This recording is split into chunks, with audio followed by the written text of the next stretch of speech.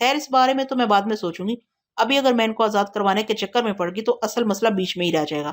یہ جائیں بھاڑ میں، وقت ملا تو ان کو رہا بھی کروا دوں گی، لیکن ابھی نہیں، یہ نہ ہو کہ کوئی نئی مصیبت گلے پڑ جائے۔ شکنتلا یہ سب کچھ سوچتے سوچتے اڑتے ہوئے گھاٹی کی طرف جا رہی تھی کہ اچانک اس کی نظر ایک چھوٹے سے پوشیدہ احرام پر پڑی، بڑی چٹان کی اوٹ سے جھانک رہا تھا۔ شکنتلا اڑتی رہی، مزید آگے بڑھی تو اسے ویسا ہی ایک چھوٹا سا احرام اور نظر آیا۔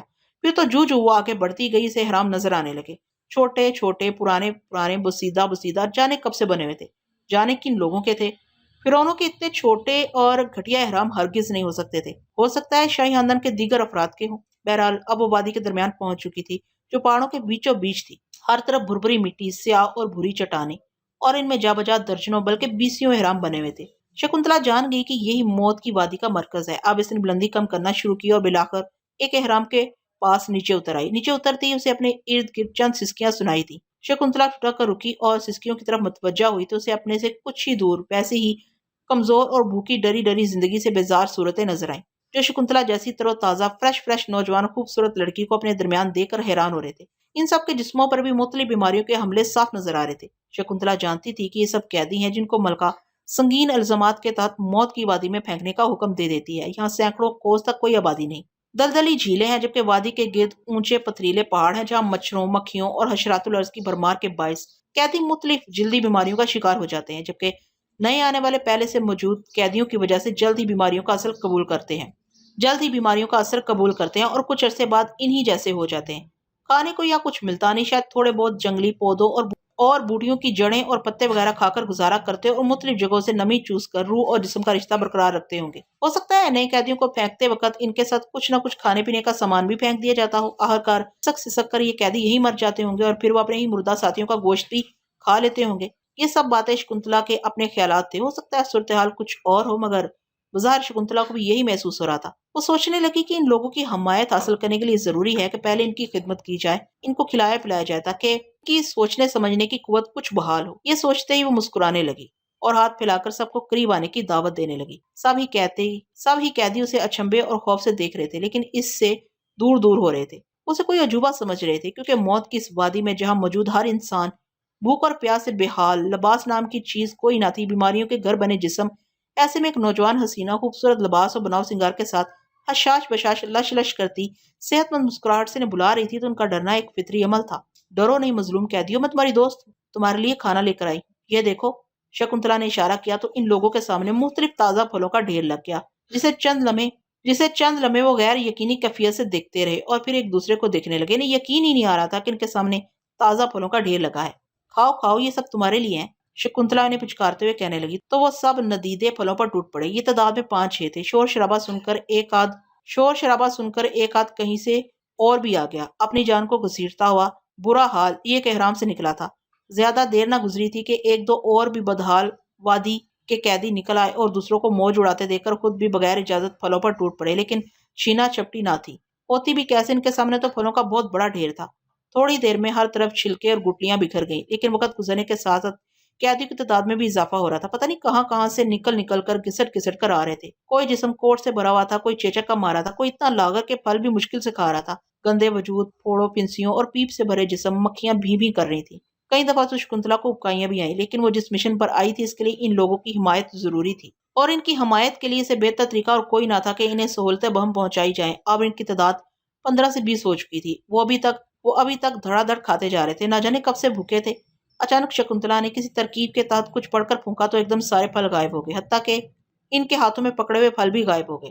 تو وہ سب شکنتلا کا منہ تکنے لگے۔ اب شکنتلا اپنی ساڑی سنبھال کر ایک پتھر پر بیٹھ گئی اور ان کی طرف دیکھ کر بولی، میں ایک جادوگرنی ہوں۔ شکنتلا مصر کی زبان بول رہی تھی، جسے وہ لوگ بآسانی سمجھ سکتے تھے، اور تم لوگوں کی مدد کے لیے آئی ہوں۔ اگر تم میرا کہا مانو گے تو میں تمہیں خوراک اور لباس دینے کے ساتھ ساتھ موت کی اس وادی سے بھی نکال کر لے جاؤں گی، اور اگر نہ مانو گے تو پھر یہیں سسکتے مر جاؤ گے اور میں چلی جاؤں گی۔ شکنتلا یہ کہہ کر خاموش ہو گئی اور جواب حاصل کرنے کے لیے ان کو باری باری دیکھنے لگی۔ وہ سب ابھی تک خاموش تھے اور ایک دوسرے کو دیکھنے میں مصروف تھے، شاید شکنتلا کے بارے میں کوئی رائے قائم کرنا چاہتے تھے کہ یہ کون ہے، کیا چاہتی ہے، اور پھر وہ آپس میں خسر بسر کرنے لگے۔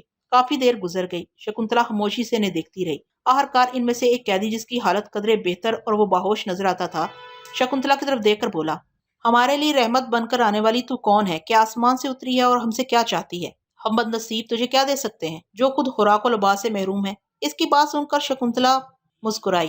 تم جو دے سکتے ہو مجھے معلوم ہے، بس تم وہ سب کچھ صحیح صحیح بتاتے جاؤ جو میں تم سے پوچھتی جاؤں گی۔ ہم بالکل سچ سچ بتائیں گے جو تم پوچھو گی۔ اچھا تو پہلے مجھے تم یہ بتاؤ کہ کیا یہ وادی موت ہے؟ ہاں یہ موت کی وادی ہے اور ہم بدنصیب موت کے مسافر ہیں۔ تم کتنے عرصے سے یہاں ہو؟ شکنتلا نے اس شخص سے پوچھا۔ مجھے کچھ یاد نہیں کہ کب سے یہاں ہوں، بس اتنا مجھے پتا ہے کہ میں جوان تھا، میرے بال کالے تھے اور اب میرے بال سفید ہو گئے ہیں۔ تم میں سب سے پرانا قیدی یہاں کون ہے؟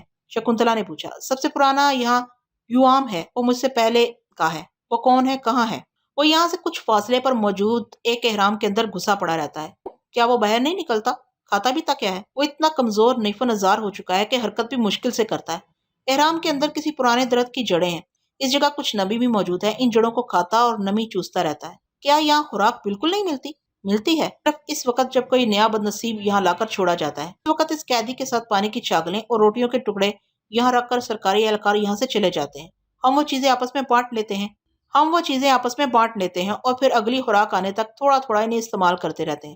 بعض اوقات نیا قیدی لیٹ ہو جاتا ہے تو بھوک پیاس سے کئی قیدی دم توڑ جاتے ہیں، پھر ہم ان کی چیر پھاڑ کر کے اپنے پیٹ کا دوزخ بھر لیتے ہیں۔ باقی وقت میں ہم وادی کی مختلف جگہوں سے جہاں تھوڑی بہت نمی ہوتی ہے اسے چوس کر یا کڑوے کسیلے سیرائی پودوں کی جڑیں کھا کر گزارا کرتے ہیں۔ شکنتلا ان کی باتیں سن کر ججری لے کر رہ گئی کہ مصری حکمران خود تو عیش و عشرت کی زندگی گزارتے ہیں اور اپنے دشمنوں یا بے گناہ قیدیوں کے ساتھ کس قدر ظالمانہ سلوک روا رکھتے ہیں، لیکن یہ تو ہر دور میں ہی ہوتا ہے، جس کی لاٹھی اس کی بھینس۔ خود شکنتلا بھی اپنے دشمنوں پر زندگی کی ہر آسائش کا دروازہ بند کر دیتی تھی۔ اور پھر زلفوں کو جھٹک کر شکنتلا سوچوں کے دائرے سے نکلی اور ان سے مخاطب ہوئی۔ میں وادی موت میں ایک خاص کام سے آئی ہوں، اگر تم میری مدد کرو گے تو پھر یہ وادی بھی تمہارے لیے جنت بن سکتی ہے۔ آپ ہمارے لیے زندگی کی نوید بن کر آئی ہیں، آپ حکم کریں، جو بات ہمارے علم میں ہوگی ہم صاف صاف بتا دیں گے۔ اس وادی کے احراموں میں کسی جگہ سامری کا مجسمہ ہے، وہ کہاں ہے؟ مجھے بتاؤ۔ شکنتلا نے بواز بلند سوال کیا تو سب ایک دوسرے کا منہ دیکھنے لگے جیسے انہیں کچھ پتہ ہی نہ ہو۔ آخر ان میں سے ایک کھڑکھڑاتی ہوئی آواز میں بولا، ہم نے تو کہیں بھی کوئی مجسمہ نہیں دیکھا، سارے احرام پرانے اور شکستہ ہیں، ان کے اندر تو بس کچھ قبریں ہیں اور کچھ بھی نہیں۔ اس شخص کے جواب سے شکنتلا کو سخت مایوسی ہوئی۔ اس کا خیال تھا کہ فوراً ہی کوئی بول اٹھے گا اور یوں اس کا مشن آسان ہو جائے گا، لیکن یہاں تو کوڑا ہی جواب ہے۔ لیکن وہ ضبط کر گئی اور پھر خوش اخلاقی سے پوچھنے لگی، غور کرو، شاباش، ذہنوں پر زور دو، شاید کسی گھاٹی میں کسی ایسے احرام میں تم نے کبھی کوئی ایسا مجسمہ دیکھا ہو جو کسی انسان کی شکل کا ہو، یاد کرو۔ شکنتلا کی بات سن کر وہ سب پھر ایک دوسرے کو دیکھنے لگے اور پھر نہیں کے انداز میں سر ہلانے لگے۔ اچانک ان میں سے ایک بول اٹھا، آپ ہمیں کچھ موقع دیں، ہم اس وادی کے ہر احرام کو چھان مارتے ہیں، وہ مجسمہ کہیں بھی ہوا ہمیں مل جائے گا۔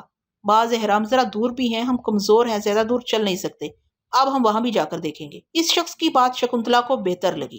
اس بات کے پیچھے شکنتلا کو اس شخص کی عقل مندی بھی چھپی دکھائی دی۔ اس نے شاید اپنی دانستگی میں ایسی بات کہی تھی کہ کہیں شکنتلا ناراض ہو کر انہیں اسی حالت میں بلکتا چھوڑ کر نہ چلی جائے۔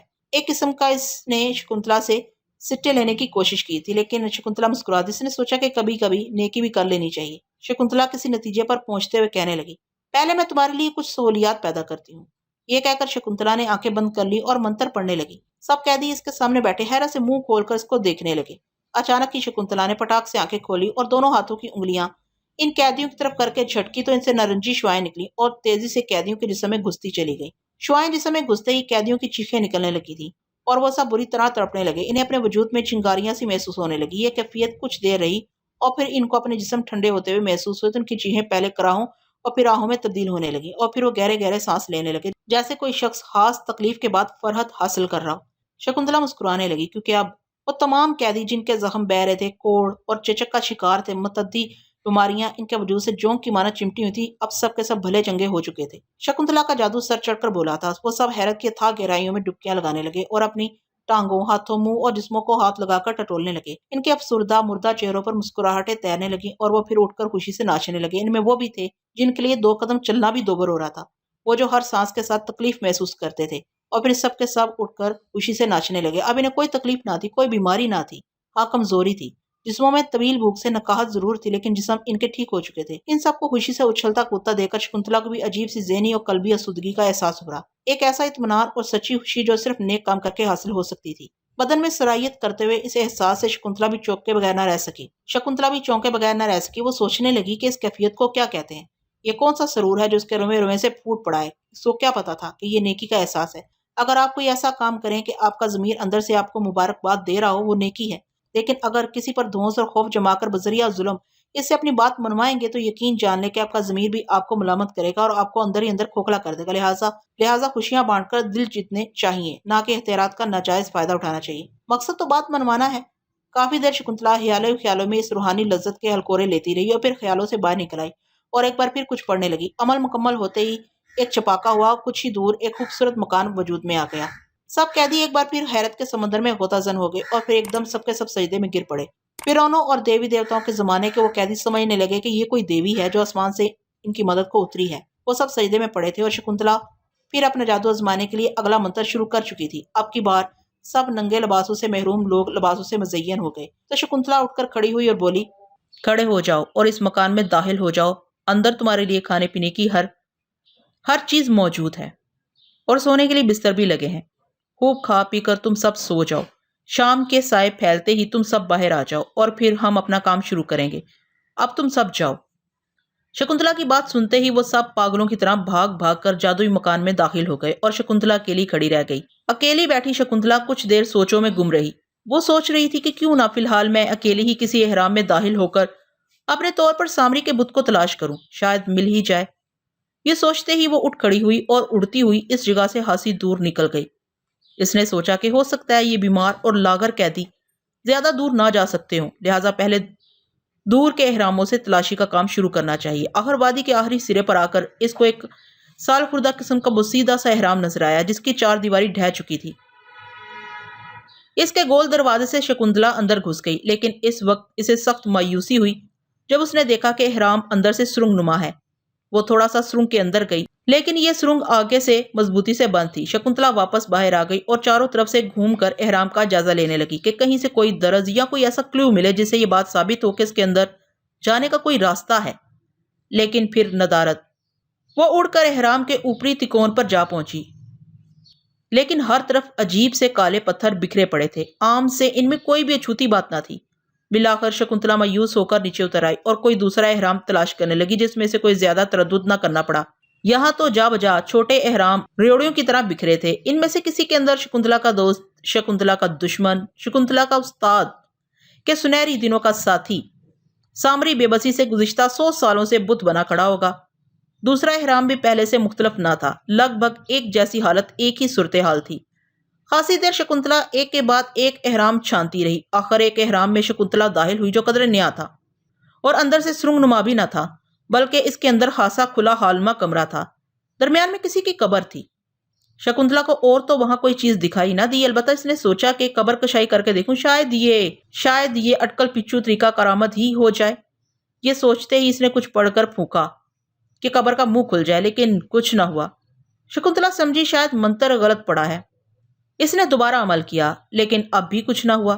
وہ گھبرا گئی اور باہر کی طرف بھاگی، لیکن ابھی باہر نہ نکل پائی تھی کہ اچانک 3-4 انسانی ڈھانچے لڑکھڑاتے کھڑکھڑاتے اس کے سامنے آ گئے اور بے ہنگم انداز میں ہنسنے لگے اور کورس کے انداز میں گانے لگے، شکنتلا شکنتلا شکنتلا۔ ان کا گانا سن کر شکنتلا حواس باختہ ہو گئی اور حیران بھی، کیونکہ یہ کورس تو اس وقت گایا گیا تھا جب شکنتلا 21ویں صدی سے فرعونوں کے دور کا سفر شروع کرنے کے لیے ملکاؤں کی وادی میں شمالہ کے ساتھ گئی تھی۔ وہاں اسے راجو اور حذیفہ اپنی گاڑیوں میں چھوڑ کر گئے تھے۔ پھر یہ استخوانی ڈھانچے وہی گیت کیوں گنگنا رہے ہیں؟ اس نئے اور پرانے دور کی ہم آہنگی نے شکنتلا کو بوکھلا کر رکھ دیا اور وہ تیزی سے بھاگنے کا راستہ ڈھونڈنے لگی، کیونکہ یہاں اس کا جادو بے اثر ہو چکا تھا۔ اس نے بھاگنے کی نیت سے ایک ڈھانچے کو گچا دیا، مگر اس نے ہاتھ بڑھا کر شکنتلا کو پکڑ لیا اور کھڑکھڑی آواز میں ہنسنے لگا۔ شکنتلا بدحواس ہو گئی۔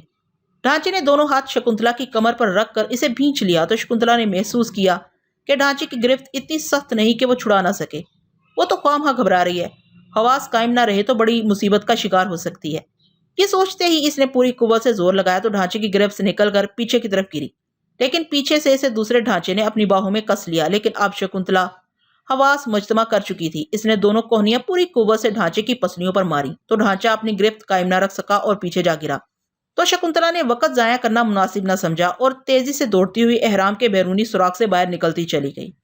تھوڑی دور جا کر اس نے پلٹ کر دیکھا، لیکن کوئی ڈھانچہ اس کے تعاقب میں نہ آیا۔ شکنتلا کا سانس دھونکنے کی مانند چل رہا تھا، بال بکھر چکے تھے، ساڑی کا پلو زمین پر گرا ہوا تھا۔ یہ کیا ہوا؟ اس نے سوچا۔ کیا میرا جادو اپنا اثر کھو چکا ہے؟ یہ سوچ کر اس نے سانپ بننے کے لیے پھنکار ماری تو اسے اپنا وجود سکڑتا ہوا محسوس ہوا اور وہ شیش ناگن کے روپ میں سرسرانے لگی، لیکن جلد ہی انسانی روپ میں آ گئی۔ اس کا مطلب ہے کہ میری قوتیں موجود ہیں۔ پھر یہ کیا ہوا تھا؟ یہ ڈھانچے کون تھے؟ اتنے مضبوط بھی نہ تھے۔ میں آسانی سے بچ بھی نکلی ہوں۔ پھر کوئی فیصلہ کر کے شکنتلا اس سے قدرے فاصلے پر موجود ایک اور پرانے احرام میں داخل ہونے کے لیے دروازے کے پاس ہی رک گئی اور جادو آزمانے کے لیے منتر پڑھنے لگی، اور پھر روشنی پھیل جانے کی نیت سے پھونک ماری تو حیران رہ گئی۔ کچھ بھی تو نہ ہوا تھا، اس کا جادو قطعاً بے ضرر ہو چکا ہے۔ یہ دیکھ کر شکنتلا گہری سانس لے کر مڑی اور احرام سے باہر آ کر تھکے تھکے انداز میں اڑان بھرتی ہوئی اسی سمت چل پڑی جہاں موت کی وادی کے قیدی موجود تھے۔ وہ جان چکی تھی کہ احرام کی بناوٹ کچھ اس قسم کی ہے کہ ان کے اندر جادو بے اثر ہو جاتا ہے۔ اس کا مطلب یہ ہوا کہ سامری کی تلاش مزید مشکل ہو گئی ہے۔ انہی سوچوں میں گم وہ اس مکان کے پاس آ پہنچی جو اس نے خود اس ویرانے میں قیدیوں کے لیے بنایا تھا۔ مکان میں داخل ہوتے ہی اسے قیدیوں کے ہنسنے اور خوشی سے کہکے لگانے کی آوازیں سنائی دی۔ وہ سب موت کے منہ سے واپسی اور آسائشیں ملنے پر بے حد خوش تھے اور کھانے پینے میں ہنسی مذاق میں مصروف تھے۔ ان کی تمام بیماریاں اڑن چھو ہو چکی تھی، تاہم شکنتلا کو ایک طرف 4-5 اور آدمی بھی نظر آئے جو لاغر اور رشتے زخموں سے بھرے ہوئے تھے، شاید وادی کے کسی دوسرے مقام سے گھسٹ گھسٹ کر دور سے یہاں آ پہنچے تھے۔ شکنتلا کو دیکھتے ہی سب کے چہروں پر مزید رونق آ گئی کیونکہ شکنتلا ان کے لیے نجات دہندہ تھی، لیکن خود شکنتلا ڈھانچوں والے واقعے کے بعد ذہنی طور پر منتشر تھی، لہٰذا سب کو نظر انداز کرتی ہوئی سیدھی ایک خالی بستر پر جا کر پہلے بیٹھی اور پھر جوتوں سمیت بستر پر دراز ہو گئی اور آنکھیں موند لیں۔ اس اصطلاح میں وہی قیدی جس نے کچھ دن کی مہلت مانگ کر ساری آسائشیں حاصل کر لی تھی آگے بڑھا اور شکنتلا کے پاس آ کر کھڑا ہو گیا اور اپنی دانست میں سب کو لیڈ کر رہا تھا۔ آہستگی سے کہنے لگا، دیوی جی، ہمارے کچھ اور ساتھی بھی دور دراز سے سسکتے آپ کا سن کر آئے ہوئے ہیں، انہیں بھی بیماری سے نجات دلا دیں۔ اس کی بات سن کر شکنتلا، جس کا ذہن پہلی پراگندہ اور موڈ آف تھا، اس نے آنکھیں کھولی اور غصے سے بولی، بھاڑ میں جاؤ تم اور تمہارے یہ ساتھی، خبردار جو اب کوئی بات کی، خاموشی سے بیٹھ جاؤ۔ شکنتلا کی جھاڑ سن کر وہ شخص ہکا بکا رہ گیا اور کان لپیٹ کر ایک طرف ہو گیا۔ باقی بھی بری طرح سہم گئے۔ ان کی خوشیوں اور امیدوں کا واحد سہارا یہی شکنتلا تھی اور وہی نہ جانے کس بات پر ان سے ناراض ہو گئی تھی۔ سب کے چہروں پر زردی سی چھا گئی اور وہ سب کونے خدروں میں بیٹھ گئے۔ شکنتلا نے آنکھیں موند لیں، تھوڑی دیر بعد نیند کی وادی میں اترتی چلی گئی اور پھر گہری نیند سو گئی۔ کافی دیر گزر گئی، سب لوگ مسحری سے ہٹ کر بیٹھے اس کو دیکھ رہے تھے۔ وقت گزرتا رہا، شام کے سائے تاریکی میں منتقل ہونے لگے، لیکن شکنتلا کے بنائے اس جادوئی مکان میں روشنی دیواروں سے پھوٹ رہی تھی۔ کسی میں سونے کی ہمت نہ تھی، سبھی خاموشی سے ایک ٹک شکنتلا کو تکے جا رہے تھے۔ برسوں کی بھوک پیاس، بیماری اور قسم پسری اور گرم سرد موسموں کی شدت، سب ہی قیدی دنیاوی رنگینیوں کو بھول چکے تھے، لیکن رہائش اور اچھا لباس مل جائے اور پیٹ بھرا ہو تو مرد کی نفسانی خواہشات بھی اٹھ کر آتی ہیں۔ یہی حالت رات کے سناٹے و ویرانے میں ایک نوجوان حسینہ دل نواز کو اپنے سامنے دے کر ان لوگوں کی بھی ہونے لگی تھی، کیونکہ سوتے میں کروٹیں بدلنے سے، شکنتلا کی ساڑی کا پلو اترنے سے اس کا حسین و سڈول وجود دیکھنے والوں کے دلوں میں فشار اور آنکھوں میں شیطانیت بھرنے لگا تھا۔ اس کے شاداب جسم کا پیچھو ہم گنگنا رہا تھا، اس کی گدازیاں مقناطیسی تھی۔ سب قیدی لاشعوری طور پر کھسکتے کھسکتے اس کی مسحری کے قریب ہو رہے۔ ان کی نگاہوں کا حریص پن شکنتلا کے جسم کا طواف کرنے لگا۔ انہیں وہ کوئی السپرا دکھائی دے رہی تھی جو شاید راجہ اندر کے دربار سے بھاگ کر آکاش سے دھرتی پر اتر آئی تھی۔ دیکھنے میں شکنتلا نوخیز دوشیزہ ہی تو تھی، جس کے خوبصورت جسم کا ریشہ ریشہ دمک دمک کر دیکھنے والوں کے دلوں میں تلاطم بھر رہا تھا۔ چند لمحات، عین اسی لمحے شکنتلا کسمسائی اور اس کی نیند ٹوٹ گئی۔ چند لمحات خالی ذہن رہی اور پھر قیدیوں کو اپنے اوپر تقریباً جھکے دیکھ کر چونک کر سیدھی ہو گئی اور تیز نظروں سے سب کو دیکھنے لگی، جو اچانک شکنتلا کے اٹھ جانے سے جذبز ہو رہے تھے۔ انداز بھی ایسا ہی تھا جیسے ان کی چوری پکڑی گئی ہو۔ وہ شکنتلا سے نظریں چرانے اور بغلیں جھانکنے لگے تو شکنتلا مسکرا دی، جس سے ان سب کی جان میں جان آ گئی، ورنہ وہ یہ سمجھ رہے تھے کہ غضبناک ہو جائے گی، مگر شکنتلا کا شیطانی ذہن تو کچھ اور ہی سوچا تھا۔ جو وہ سوچتی جاتی، اس کی مسکراہٹ گہری ہوتی جاتی، جو اس کی مسکراہٹ گہری ہوتی جاتی، اس کے گالوں میں بھنور گہرے ہوتے جاتے۔ آخرکار شکنتلا نے ایک زہد شکن انگڑائی لی اور سیدھی ہو کر مسحری پر بیٹھ گئی اور پھر باری باری سب کے چہروں کو غور سے دیکھنے لگی تو اسے ان کے گال تمتماتے صاف نظر آ گئے۔ وہ سب سمجھ چکی تھی، زمانہ شناس تھی۔ اب تم بتاؤ شام کو کیا کہہ رہے تھے؟ اس نے اسی شخص سے پوچھا جسے شام کو جھڑکا تھا، تو اس نے سر جھکا کر شام والا مدعا دہرایا تو شکنتلا نے ان پر بھی وہی عمل کیا جو باقیوں کی بیماری دور کرنے کے لیے کیا تھا۔ تھوڑی دیر کی تکلیف اور تڑپ کے بعد وہ بھی اس بیماری سے نجات پا چکے تھے۔ اس کے بعد شکنتلا مسحری سے نیچے اتر آئی اور سب کو دائرے میں کھڑے ہونے کا کہا اور پھر خود ایک ایڑی پر زور سے گھوم گئی تو حیرت سے سب نے دانتوں تلے انگلیاں داب لی، کیونکہ اب شکنتلا کا رنگ و روپ اور لباس تبدیل ہو چکا تھا۔ اب وہ مہین ریشمی لباس میں ملبوس تھی۔ اس کی سیاہ گھنیری زلفیں مزید لمبی اور ملائم ہو چکی تھی۔ بناؤ سنگار اور زیورات کی آمیزش اور خوشبوؤں کی لپٹیں اس کے وجود سے نکل کر پورے کمرے میں پھیل گئیں۔